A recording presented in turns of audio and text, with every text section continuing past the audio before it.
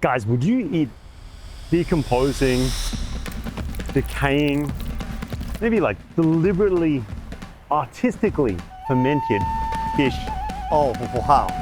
And what if I told you that if you did, you'd sort of have a better understanding of Cambodian cuisine in general. That is powerful. And maybe even the history of Cambodia. The way this whole nation seems to kind of operate. Secret is Prahok. Let's go.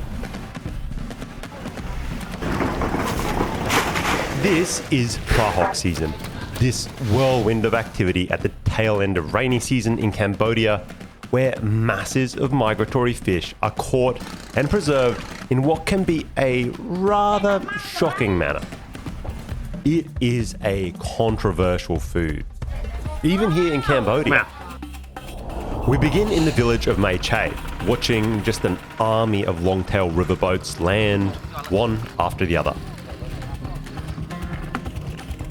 Hi, good morning people. Today we are on the banks of Tonle Sap Lake in a small village or area called Mae Chai. And this is kind of like one of the local fishing ports that supplies this entire area, fuels the Prahok industry. We have like endless boats coming in at this point. They're sort of all the same setup. I think it's sort of like one of the main hubs when people are coming in. The fish are a little bit more heavily bitted on. They have some shrimp. I see snakeheads kicking around. I see gourami, catfish, all these kinds of like river fish that fuel Tonle Sap. Actually, the fuel Prahok season in Cambodia. Most of the fish that they're bringing in are sold to be eaten fresh, along with pythons that are pretty heavily sought after. I don't know what type of snake it is. I think it looks like some kind of big python, but they seem incredibly popular here. There are a ton of them at this market. But the true prize is the gourami. It can only be caught in volume at this time of year. So we have here like these boats that are coming in from the villages that have already sliced up fish. Oh, wow. They are unloaded in mass.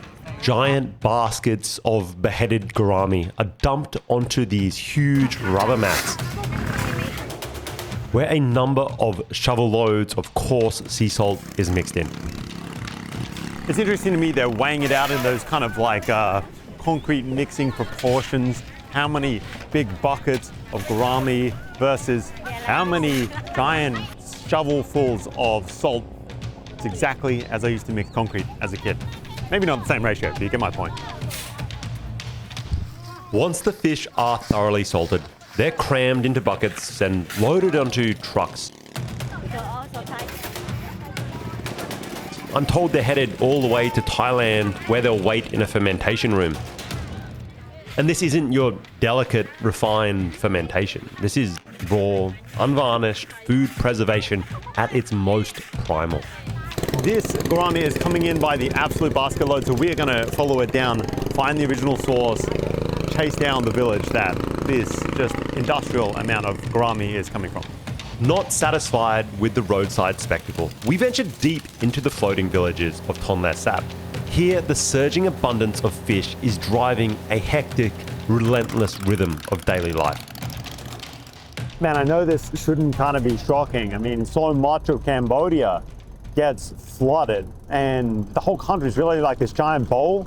Tonle Sap being the kind of epicenter of that. And these floating villages, they have to do everything on the water. But it is still surprising to see the kind of stuff that you see on the water here. I mean, there's churches, temples, schools, hospitals, government buildings. I mean, there's floating shops. Everything you need for life here, it just exists on the water because it has to. I can't get enough of these Cambodian school kids just like driving boats to school and back. It's crazy to me. I don't know why, but I guess what else are they gonna do? Just weird to see a sort of like a 15-year-old full start an engine and just zip off on a longtail boat whilst he's wearing like a perfectly white shirt.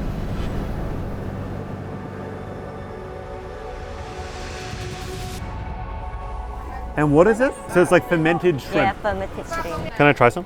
Yeah, you can try. Alright guys, maybe this is like a precursor to the Prahok. This is like Cambodian fermented shrimp. To be honest, it doesn't smell that kind of crazy.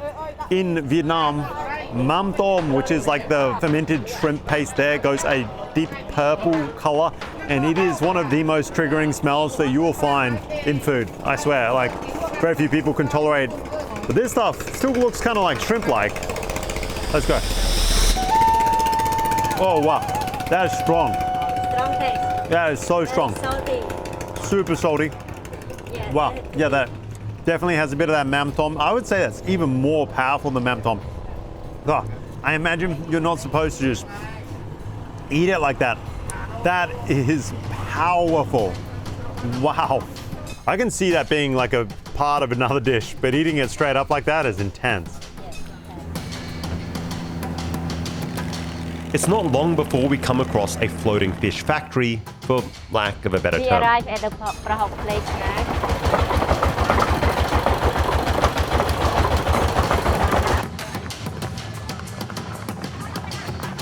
Hi guys, we have arrived at another one of these like giant floating Prahok processing facilities. Here, fishermen roll in with the night's catch, selling directly to the Prahok processing hubs. The fish are weighed, paid for, and the fishermen head off. Everything else can be sent to the market, but these gourami species, they are turned into Prahok. This seems to be the prime species for Prahok making. From there, the fish are loaded into piles on the wooden floors, and the task quickly turns into a family affair. With everyone from kids through to the grandparents joining the Prahok line. Everywhere you look, there's just like babies hanging around, swinging all over the place. I wish my kids slept that well. No one can ignore a year's worth of fish waiting for fermentation and preservation. So it's cleavers in hand and you get to work. It is kind of remarkable that all the kids around here have their fingers. Like, really remarkable. People are maybe way too careful with their kids in the West. Or maybe not. Maybe this is just irresponsible. The job is pretty simple. Behead the fish as fast as humanly possible. The place is kind of like some typewriter from hell. Every keystroke is a fish losing its head. All of the local villagers here are essentially just chopping fish all day long. Once the fish are beheaded, they are loaded up by this gentleman behind me, and they're going to be put into this giant sort of lakeside stirring machine. The rig itself is essentially just an old boat engine that's been rigged up to a wooden barrel. It churns away until the scales peel off and the guts spill out from the fish. Wow, once they finish turning, he sort of opens up a gate and he starts feeding the fish along into this sort of storage area that is still floating in the lake. It is just raw lake water, same water that everybody is bathing in. Once the fish have been mixed for a good 30 minutes, they have to be extracted so that they can be salted and the fermentation can begin. To do this, the fish are guided from the mixer into an adjoining underwater storage space. They are then hauled one netful at a time into the open bed of a fiberglass longtail boat. Copious amounts of salt begin being mixed in as we go. The final step is to just kind of like leave them to ferment in open air. And these boats are ready to be sent off to the fermentation markets. Here in Tonle Sap Lake, it is kind of wild, but if you think about it, I imagine that this process has been done in a relatively simple way, minus the mechanized stirrer, for centuries. And that's how they survive. You don't have refrigeration. The boats don't linger at the lake. They leave the floating villages behind and they head to towns like Battambang, where the fish will undergo true barrel fermentation. The headless gourami land under bridges that act as kind of docking stations. Alright guys, so below the market here is how the fish arrives. It just kind of comes off these huge fermenting boats that we've seen on the floating villages. It's interesting, at this stage, these fish, they have been salted and they're sort of like, you can see this watery consistency that they have, but they don't have that real funk yet. I mean, obviously you'd think just leaving fish out there in an open boat in the sunlight is going to have some kind of smell, and it does, but it is not as gripping as what greets you when you enter the fermentation building. That stuff, that's where it gets real. From here, the boatsmen scoop them up into massive woven baskets. And porters from here haul them up the riverbanks to the roadside.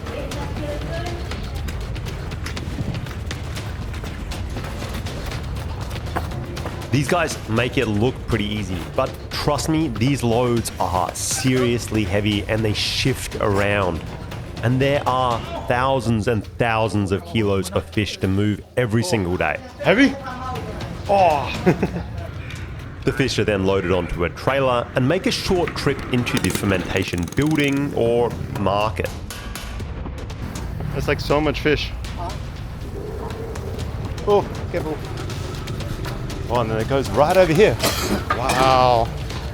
That's crazy. And once here, they are dumped and they are once again mixed with, you guessed it, copious amounts of salt. It just fills in the sides of these kind of nooks and crannies around this just giant fermentation factory. It fills all of these barrels, soaks in water, processes in large wooden drums. The fish will then be loaded into barrels and left to ferment. You can really see the different stages of the fermentation process here. They've got the pure buttery Prahok. They've got buckets of fish submerged in salt water with rocks. As you walk along, there's like parts of the sort of the earlier fermentation, which is still producing the water held down by rocks.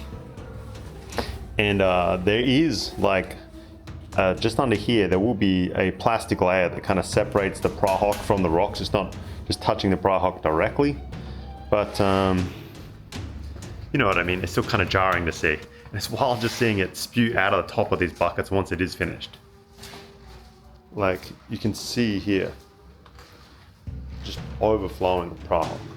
And it's not just Prahok. Every type of fermented fish can be seen here. Stacks arrive all the way from Vietnam. They make Prahok in Vietnam? Do you know that? No. Ho Chi Minh City as well. Guys, why did I come all the way to Cambodia for this? I could have just shot it in my hometown. There's red salted fish in massive barrels, and fish being processed in every way imaginable. But of course, the most controversial stage of some Prahok production is the open air maggot-assisted fermentation. Here, the relatively fresh fish are broken down with the help of maggots. And there are lots of them, crawling through every inch of these dissected fish. I mean, it makes sense. It's rotting fish. Fermenting fish is maybe a bit nicer, but they're just left out here. They're salted, but pretty open air for much of the early stage of the process. One of the women here didn't seem all too thrilled that I was filming her particular barrel of fish. Strangely enough though, it does only seem to happen at one specific stage of the decomposition. Yeah, I don't see any maggots. Yes. Really well done. To be clear, this isn't how all Prahok is made. So hey, maybe it just speeds things up and adds to the flavor. Who knows? Prahok is everywhere in Cambodia. I've had it plenty of times, even in burgers, if you can believe it. I swear, if you just went head to head, blue cheese, Prahok burger, and you were blindfolded, there's no way you'd be able to tell. But before I call it a day, I've got to try this stuff raw. So we hit up the sales side of the market to grab a taste of the fresh stuff.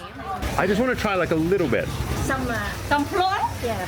Hand product? Yeah. She loves it. All right, look, everybody seems incredibly shocked.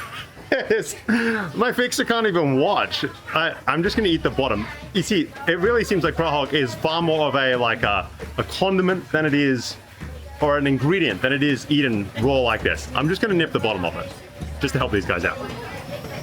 Wow. Man, it has just like, yeah, it's overloaded flavor. Like, wow, it's so strong. Has the most fishy flavor.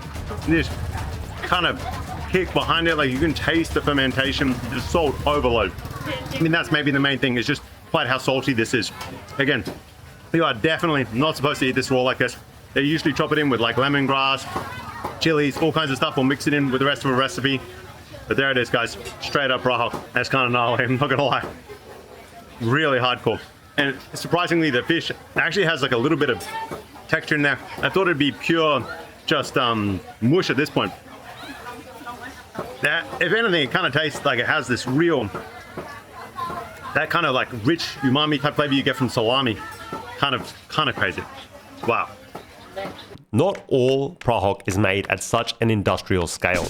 The filleted, bone-removed method seems a little bit more tasteful to me. In villages around Siem Reap, the gourami are bought from the river by boat, carefully filleted by hands. There's no bones in this Prahok at all. And why do they fillet them here?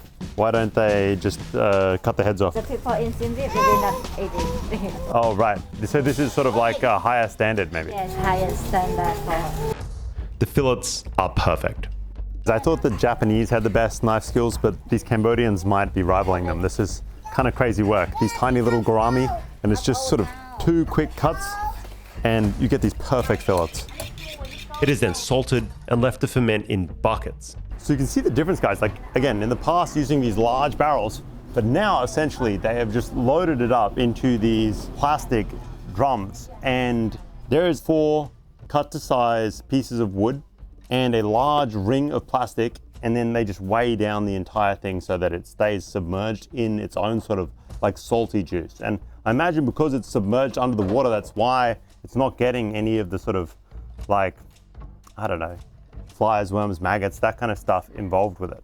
Because certainly there's plenty of flies around. Decomposing, okay, fermenting is nicer of a word. That's crazy. Yeah, I would like to try some. All right, hold on. All right, here we go, guys. Fish that has been, I'm just gonna smell this. I'm not gonna eat it. Not yet. Oh, wow. That has like this, Smell? yeah, like incredible smell. I'm sort of getting used to it so quickly. It's so hard to describe. And the liquid itself is so good that it's used as fish sauce. Never seen fish sauce like this. It's super black and it smells completely different. It really has like a strong, I hate to say it, people always laugh at me when I say fish is fishy, but a fishy flavor, fishy smell, which is really unique to fish sauce. I often think fish sauce doesn't taste or smell fishy at all. I'm not gonna lie, if this was the only way the Prahok was made, I wouldn't really be questioning things. This artisanal approach might be my go-to Prahok. Which idea? Okay. Oh my god, that is crazy. Oh, it's true. I don't know if I can do this. Oh no. Wow.